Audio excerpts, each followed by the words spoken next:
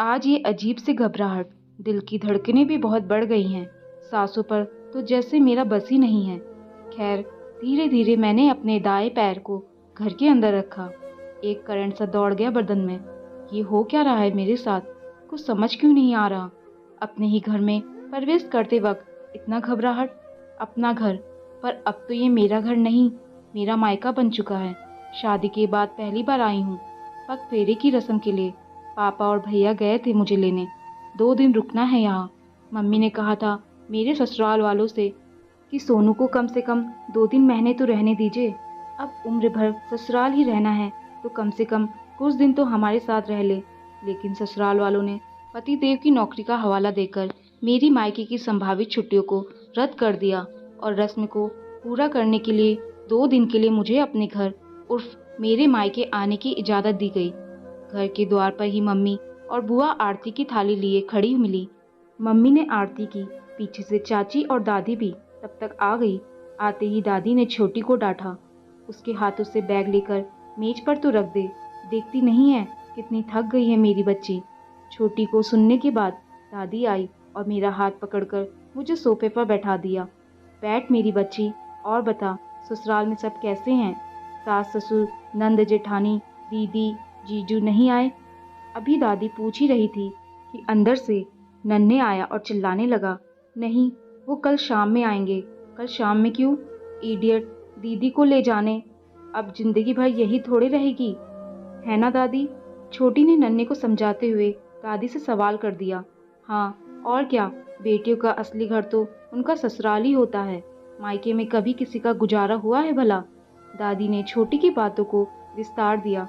बड़ी बहू, जरा कुछ खाने पीने को लाएगी मेरी बच्ची के लिए? आश्चर्य हुआ मुझे कि अब ये घर मेरा नहीं है। लेकिन दादी तो पुराने ख्यालात की हैं। ये घर अभी भी मेरा है और मेरा रहेगा, किसी के कहने से क्या। यह सोचकर मैंने मम्मी को आवाज़ लगाई, मम्मी, मैं अपने कमरे में जा रही हूँ, थोड़ी देर आराम करने। अरे रुक तो जरा, जरा ससुराल की कुछ खबर तो दे। रसोई से निकलकर बुआ ने ठंडी शरबत का गिलास मेरे हाथों में पकड़ा दिया। बुआ थोड़ी देर बाद यह कहकर मैं अपने कमरे में आ गई।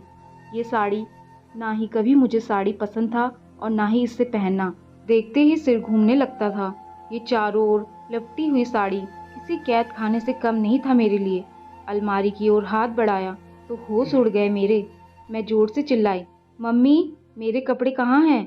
इसका जवाब मम्मी से पहले छोटी ने दे दिया। जो ढंग के और महंगे थे उन्हें मैंने चाची से सिलवाकर अपने नाप का करवा लिया और जो बच गए उनको बर्तन धोने वाली हरिया काकी की बेटी को दे दिया। सिर धुनकर रह गई मैं। अब जब तीर कमान से निकल गई है तो क्या किया जा सकता है।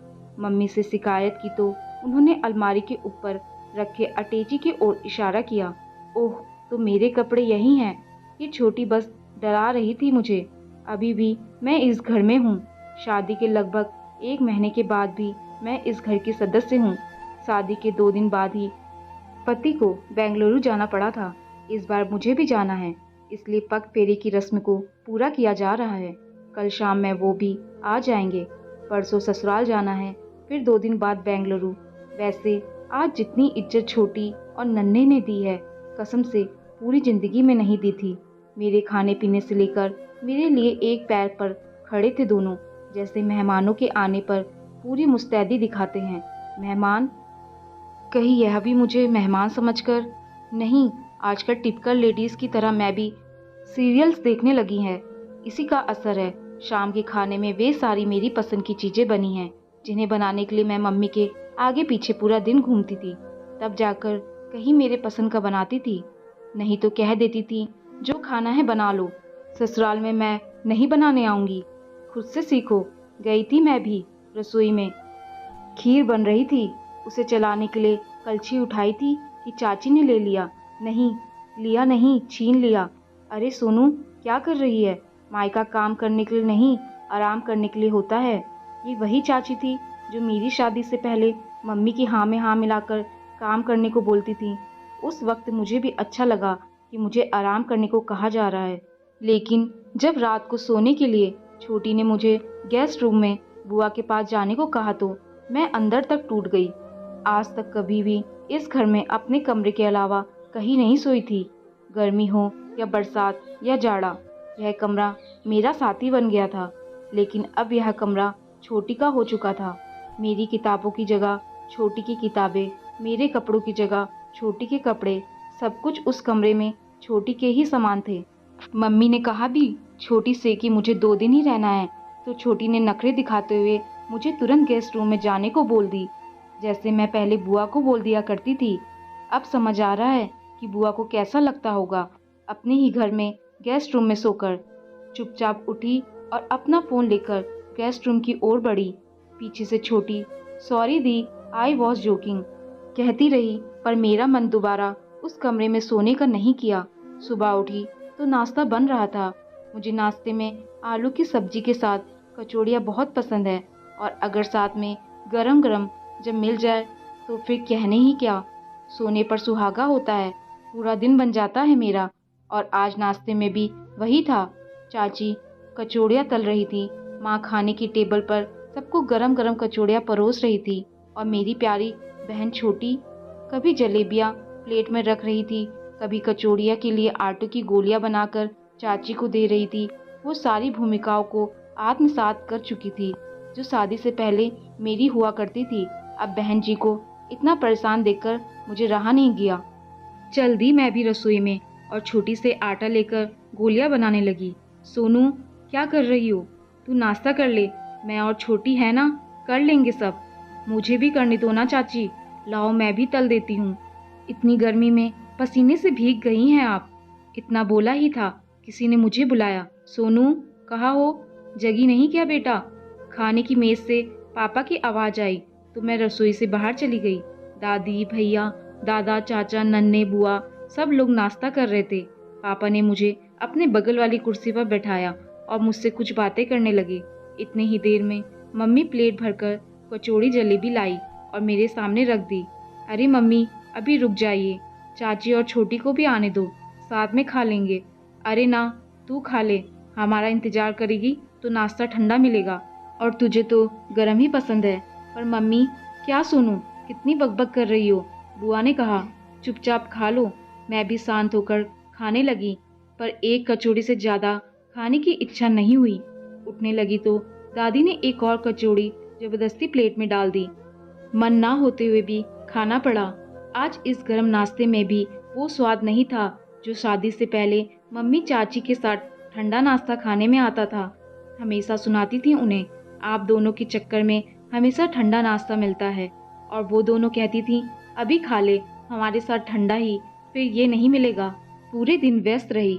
मोहल्ले की कुछ आंटियां भी आई थी मुझसे मिलने, पर सबका एक ही सवाल, ससुराल कैसा है, वहाँ के लोग कैसे हैं, उनका व्यवहार कैसा है। सबने ससुराल वालों के व्यवहार को जानना चाहा, पर किसी ने ये नहीं पूछा मायके वालों का व्यवहार कैसा हो गया है। ये मिलने वाला इज्जत, मेरा मान सम्मान, आदर सत्कार, सब कुछ कोटे की भांति चुभ रहा था।